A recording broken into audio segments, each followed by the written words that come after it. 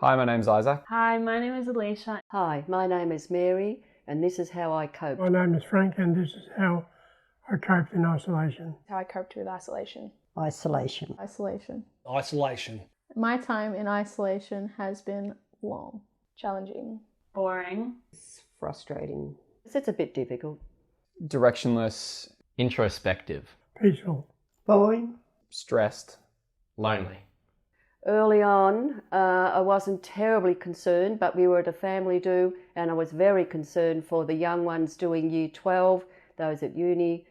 It just felt like something I've never experienced or anyone I knew had ever experienced. I think it was the fear of not knowing it was going to come. It was just annoying because I haven't been able to experience year 12 properly, being stuck at home on Zoom every day. I wouldn't describe it as scary. I find myself definitely in my own element when I'm alone, but definitely lonely. I didn't necessarily find it scary for myself. It was more, I was scared for the people around me that was still working, such as my sisters and my mum in the hospitals. Being a teacher, you want to be in the classroom, involved, building relationships, but now it's just looking at an avatar on a screen of 30 people. I took it very seriously. I think everyone was a bit shocked. No one really expected it to reach Australia.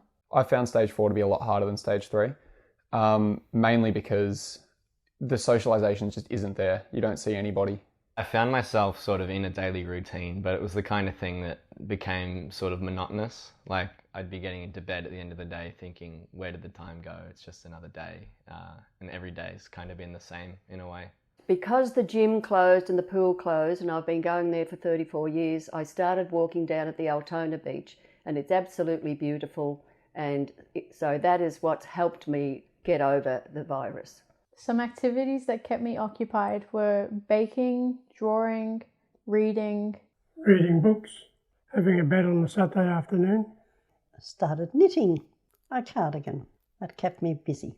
I think seeing friends, going for walks really helped me. I tried to focus more on myself and exercising more, which just got my mind off it. It made the days go quickly. Gave me a routine. Well, I've started exercising since the start of the pandemic. It's something I didn't really do before. Kind of got a regular routine going, which I hope that I can keep up outside of the pandemic. My daily routine through ISO was pretty much I'd wake up, random times of the morning, go have some breakfast, and then after breakfast I'd hop straight on the PlayStation, play some FIFA with some mates. Then once I was done playing PlayStation, I'd generally go for a walk with my girlfriend. We'd go down to the local park where we'd play basketball, go for a walk. I found it really weird, the 1 hour time limit. I just felt it locked me in so much. Then after we'd get back from that, I'd generally try and watch some sport if I could. But if there was no sport on, which through ISO there wasn't, I'd hop back on the PlayStation again, play some more FIFA with friends. Honestly, PlayStation kept me sane. If I didn't have it, I'd be absolutely crazy at this point. Yes, I've been following a loose routine because I've had a fair bit of time to fill. After breakfast, I've picked up baking again, and I'll bake things such as cinnamon scrolls or brownies and sometimes pizza scrolls. After lunch, I tend to either see what's on TV, and if I can't find anything, I'll go read or draw. For dinner, I've been cooking a fair bit because my mum is still working and my brother is in year 12. After dinner, I tend to go sit with my brother on the lounge and watch TV. And then I go to sleep and then start the same routine again. Initially wearing a mask was quite difficult, but I got used to it as I went along. It took about 5 or 6 weeks, but I got used to it. I think the first time was like a major shock. I remember it so vividly. I was going to the chemist and I was wearing the surgical mask and I got back in the car and ripped it off because it was just like so foreign to me. But now I can go through a 9-hour shift and I won't even notice.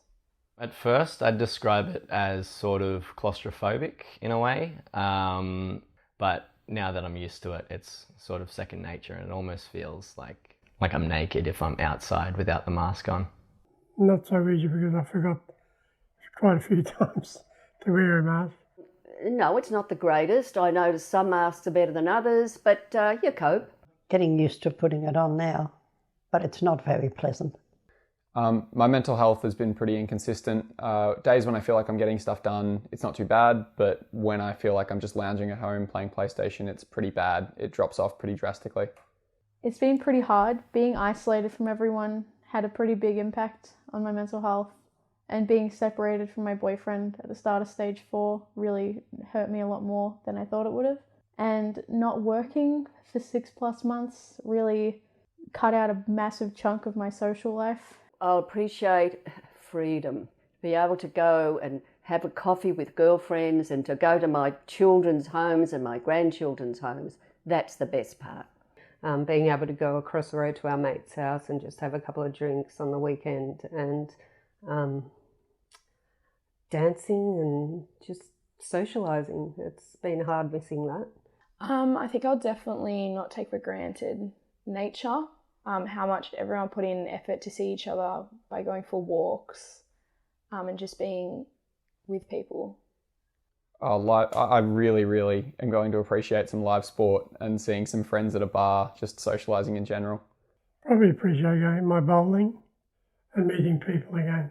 I think being able to see everyone again is something that I won't be taking for granted for a while. I think being able to see everyone whenever we wanted back before COVID, and only now getting to see them again after so long will be a really good thing.